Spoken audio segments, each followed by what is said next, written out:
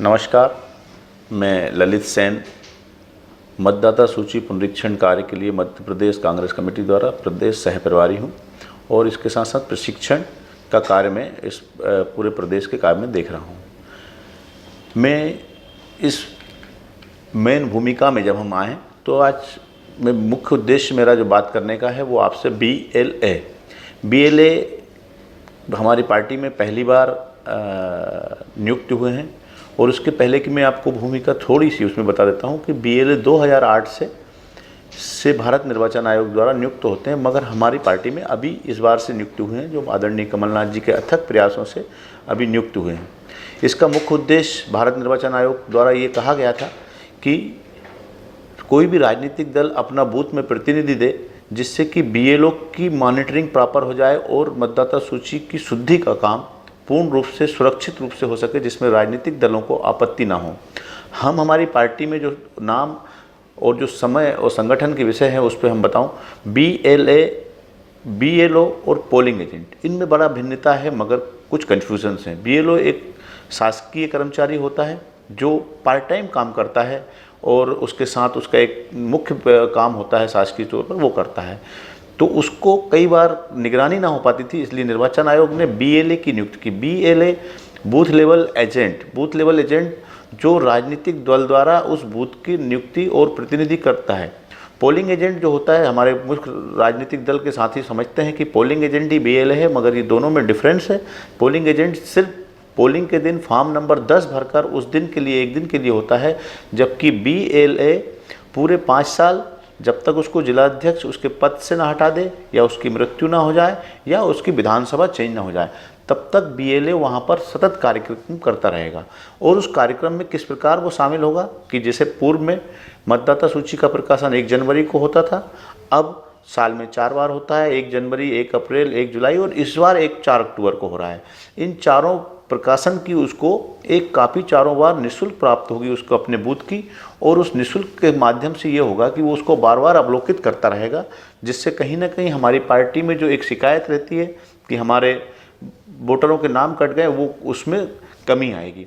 इसके बाद जैसे ही वो BLA बन जाता है किसी राष्ट्रीय राजनीतिक दल के लेटर पैड से, तो उसको कुछ निर्वाचन आयोग की तरफ से अधिकार प्राप्त होते हैं, जिसे अधिकारों में शासकीय प्रक्रिया जितनी भी उस बूथ पर होती है उसमें शामिल हो जाता है।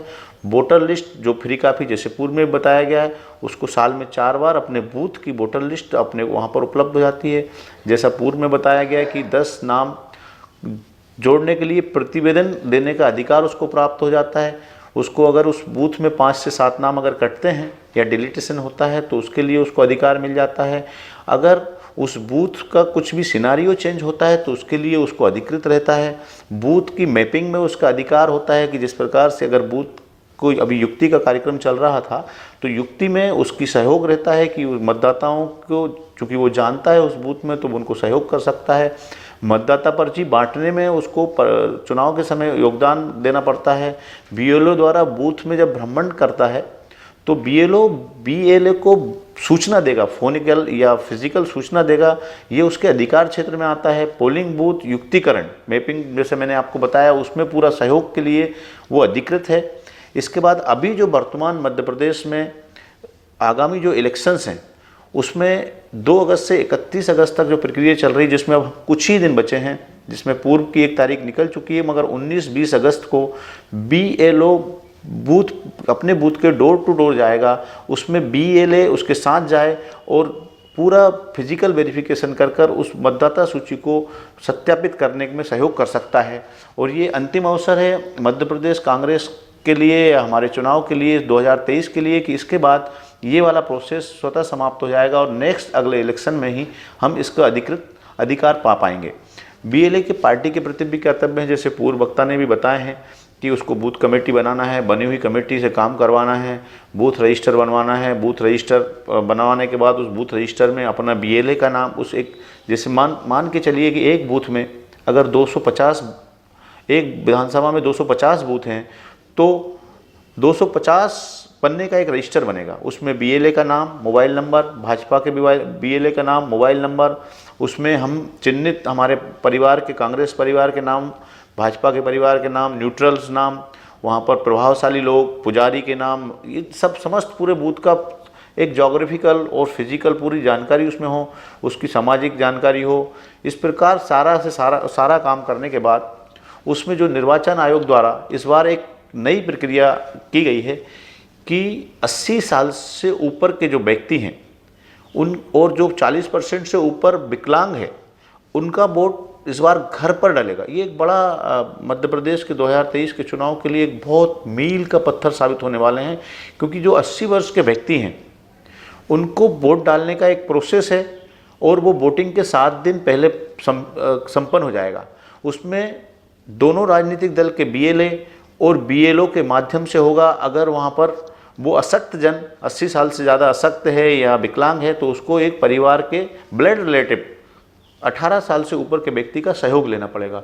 तो इसका चिन्हित करने का काम भी हमारे बीएलए के माध्यम से होगा। ये बहुत महत्वपूर्ण है।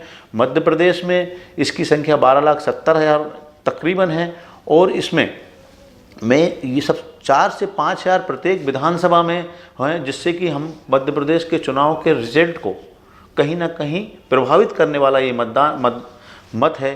तो इस पर हमको बहुत ज़्यादा हमारी पार्टी को फोकस करना है। और इसी प्रक्रिया में जैसे कि आपको बताया तो उसमें सभी राजनीतिक दल सक्रिय हैं और हमको भी सक्रिय होकर 80 साल और विकलांग लोगों को वोट करवाने के लिए जागरूक रहना पड़ेगा। बीएलए जो कार्य कर रहा है उसको बीएलए के अंतर स्पष्ट, जैसे मैंने आपको पूर्व में भी बताया, जैसे हमारे पूर्व वक्ता ने बताया कि दोनों के बीएलए और बीएलओ के कार्य अलग हैं। बीएलओ का पूरा केवाईसी लेना, जो कि 12 से 13 डॉक्यूमेंट्स हैं, हम आपको पार्टी के माध्यम से भी आपको उपलब्ध करवा देंगे, उनकी जानकारी भी आप ले सकते हैं। बीएलए को एक जो हमारा बीएलए है उसको मैंने पूर्व में भी बताया कि मतदाता सूची लेनी है। और जो नाम जुड़वाने, विलोपन करवाने और मृत्यु स्थानांतरण करवाना, तो फॉर्म 6 जो है वो नाम जुड़वाने के लिए है, फॉर्म 6 का जो आधार लिंक करने के लिए है और फॉर्म 7 से नाम डिलीट होंगे। फॉर्म 8 में इस बार सबसे ज़्यादा आप देख रहे होंगे कि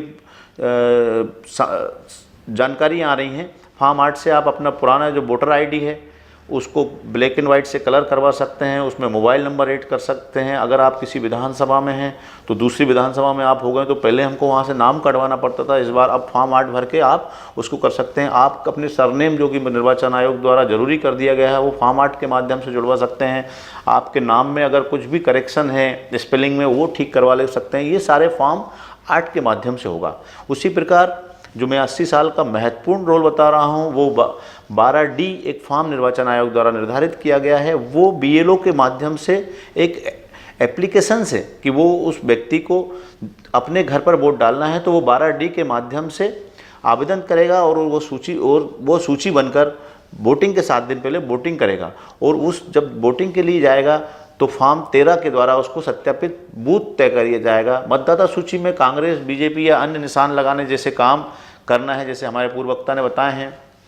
बाकी जैसे सभी कामों के साथ साथ जो महत्वपूर्ण काम है मैंने आपको बताया कि फॉर्म नंबर 6, फॉर्म नंबर 7, 8, 10, 12 और 13 के अलावा फॉर्म नंबर हम पूर्व में आगे इसकी जो प्रशिक्षण होंगे कि फॉर्म नंबर 14 और फॉर्म नंबर 15। फॉर्म नंबर 14 से चैलेंज होता है तो फॉर्म नंबर 15 से टेंडर होता है। फॉर्म नंबर 17C जो कि उस दिन मतदान के दिन उस प्रोसेस को पूरा कंप्लीट करता है उसको फॉर्म नंबर 17C कहते हैं, जो कि जिससे कि हम गणना में जाते हैं।